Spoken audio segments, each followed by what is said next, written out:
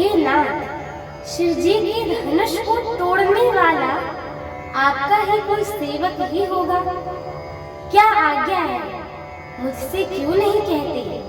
यह सुनकर क्रोधी मुनि सिराकर बोले, सेवक वह होता है जो सेवा का काम करे, शत्रु का काम करके तो लड़ाई ही करनी चाहिए। हे राम सुनो, जिसने शिव जी के धनुष को तोड़ा है वह सहस्त्र बाहु के समान मेरा शत्रु है। वह इस समाज को छोड़कर अलग हो जाए, नहीं तो सभी राजा मारे जाएंगे।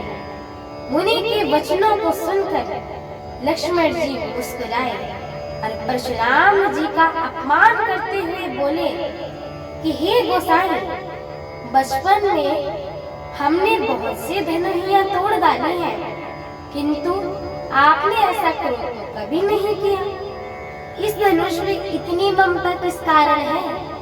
यह सुनकर भृगुवंश के ध्वजा स्वरूप परशुराम जी कुपित होकर कहने लगे, अरे राजपुत्र, काल के वश होने से तुझे बोलने में कुछ भी होश नहीं है। सारे संसार में विख्यात शिव जी का यह धनुष क्या धनु ही के समान है? लक्ष्मण जी ने हंसकर कहा, हे देव सुनिए, हमारे जानने में तो सारे के सारे धनुष एक ही समान है।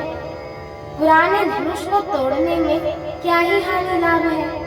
फिर प्रभु श्री रामचंद्र जी तो इस नवीन के धोखे से ही देखा था, फिर यह तो छूते ही टूट गया। इसमें रघुनाथ जी का कोई दोष नहीं था। मुनि, आप बिना ही कारण के किस लिए क्रोध करते हो? परशुराम जी ने अपने फरसे की ओर देखकर बोले, अरे दुष्ट बालक, तूने मेरा स्वभाव नहीं सुना है?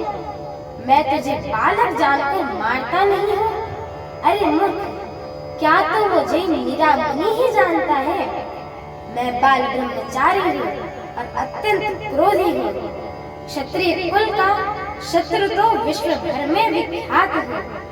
अपनी भुजाओं के बल से मैंने पृथ्वी को राजाओं से रहित कर दिया और बहुत बार उसे ब्राह्मणों को दे डाला। हे राजकुमार, सहस्त्र बाहु की भुजाओं को काटने वाले मेरे इस फरसे को देख। अरे राजा के बालक, तू अपने माता पिता को सोच के वश मत कर। मेरा फरसा बड़ा भयानक है, ये गर्भों के बच्चों का भी नाश कर देता है।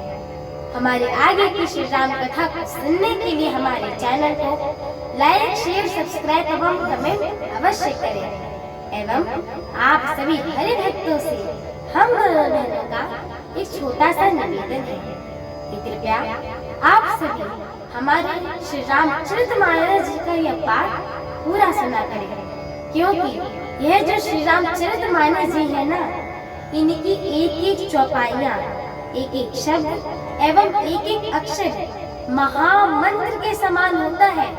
और जो भी मनुष्य, नर नारी, जीव जंतु इन्हें सुनते हैं, गाते हैं, कहते हैं, उनके जन्म जन्मांतर के सारे पाप नष्ट हो जाते हैं।